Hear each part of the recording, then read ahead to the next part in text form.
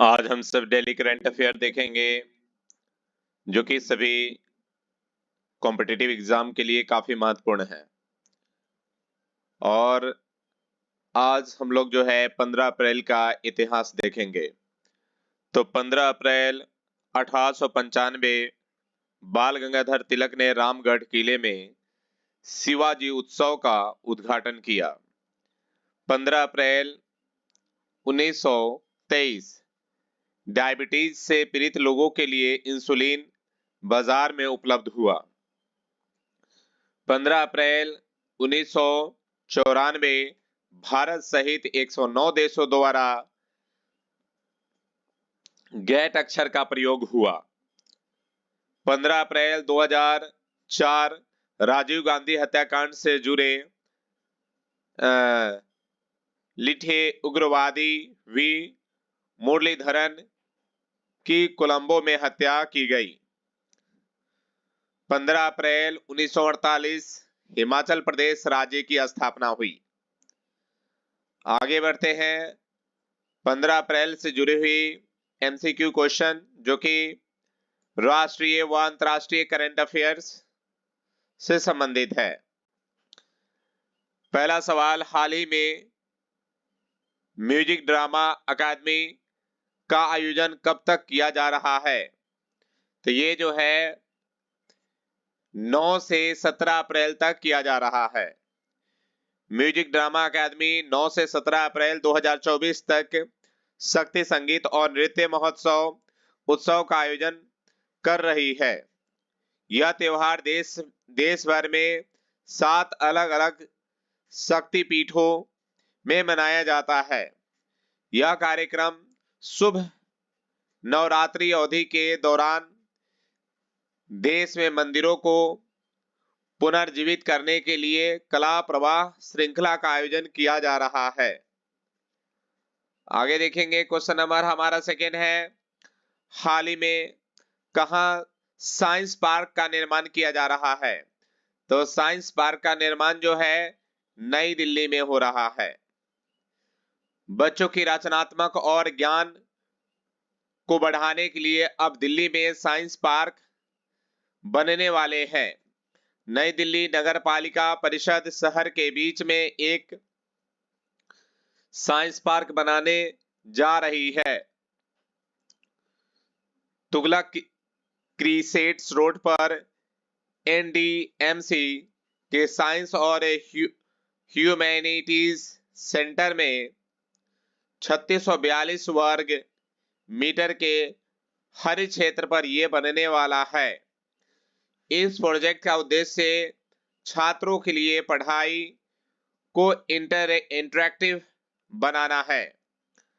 आगे देखते हैं क्वेश्चन नंबर हमारा 3 है, रेल सप्ताह हर साल कब से कब तक मनाया जाता है? तो ये 10 से 16 अप्रैल तक रेल सप्ताह मनाया जाता है। हर साल 10 से 16 अप्रैल तक रेल सप्ताह मनाया जाता है। भारत की पहली यात्रा 16 अप्रैल 1853 को प्रारंभ हुई थी। रेल परिचालन के 100 वर्ष पूरा होने पर प्रथम रेल सप्ताह का आयोजन किया गया था। तभी से हर साल रेल सप्ताह मनाया जाता है। इसमें ऐसे अधिकारियों व कर्मचारियों को उनकी उत्कृष्ट सेवाओं के लिए प्रशासन द्वारा पुरस्कृत किया जाता है। आगे देखते हैं, आगे हमारा क्वेश्चन नंबर 4 है, हाल ही में फसाई ने कहां जागरूकता और संवेदीकरण कार्यक्रम शुरू किया है?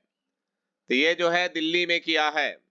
भारतीय खाद्य सुरक्षा और मानक प्राधिकरण ने दिल्ली के प्रमुख बाजारों में खाद्य सुरक्षा संबंधी पहलुओं पर जागरूकता अभियान शुरू किया।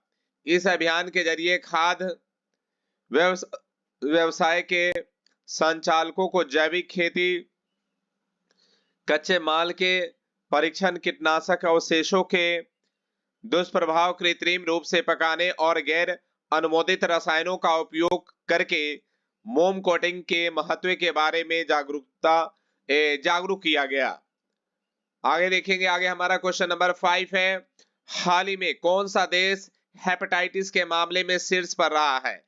तो हेपेटाइटिस के मामले में शीर्ष पर रहने वाला देश क्या है? चीन है।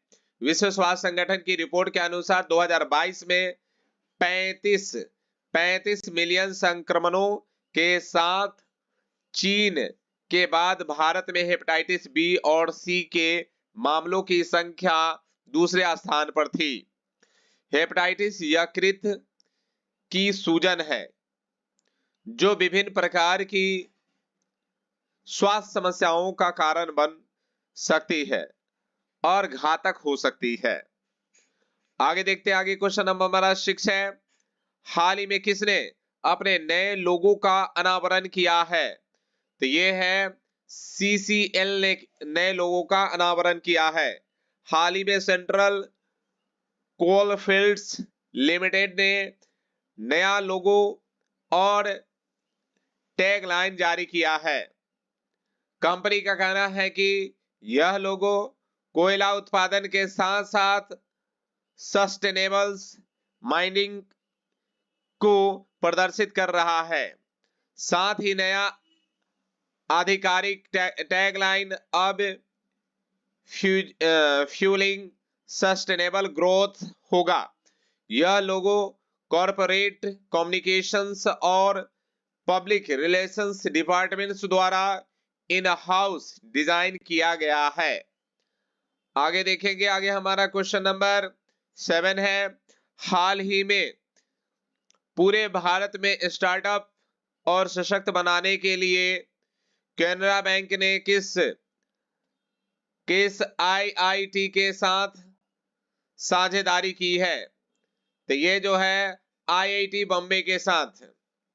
कैनरा बैंक और society for innovations and entrepreneurships IIT Bombay के बीच एक महत्वपूर्ण सहयोग के लिए एक एग्रीमेंट पर हस्ताक्षर के माध्यम से प्रस्ताव दिया गया था।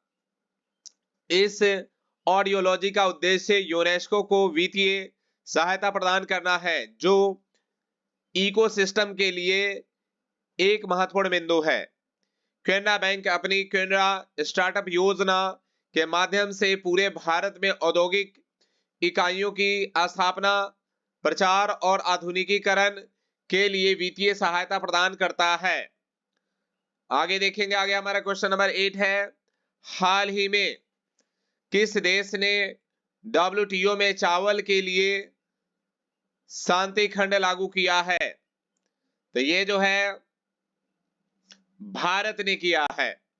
भारत में विपणन वर्ष 2022 से 23 के दौरान निर्धारित सीमा से अधिक चावल फिर से आयात का आरोप लगाते हुए एक बार लगातार 5वीं बार विश्वव्यापक संगठन में शांति खंड का उपयोग किया है।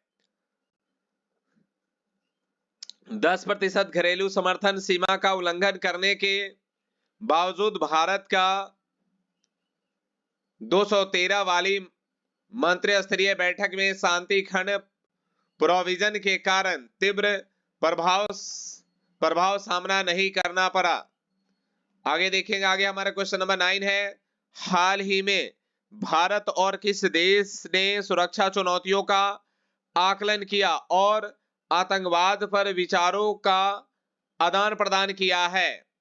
तो ये जो है कजाकिस्तान ने किया है, यानी ऑप्शन नंबर सी।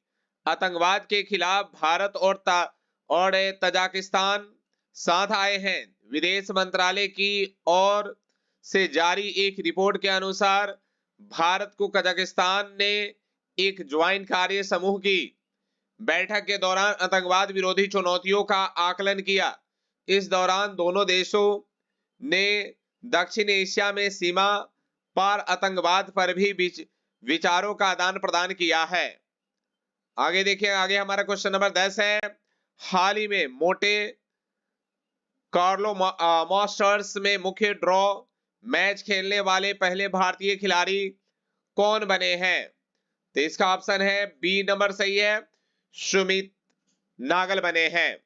भारतीय टेनिस खिलाड़ी सुमित नागल ने सबसे पहले इटली के मार्टेओ अर्नाल्डी को मोंटे कार्लो मास्टर्स में हराकर पहली बार भारतीय होने का कीर्तिमान हासिल किया है।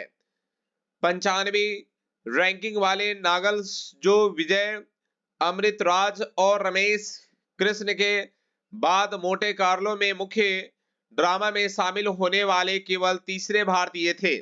उन्होंने एक सेट से पिछड़ने के बाद वापसी करते हुए वर्ल्ड नंबर 35 अर्नाल्डी को 2 घंटे तक पहुंचाया है।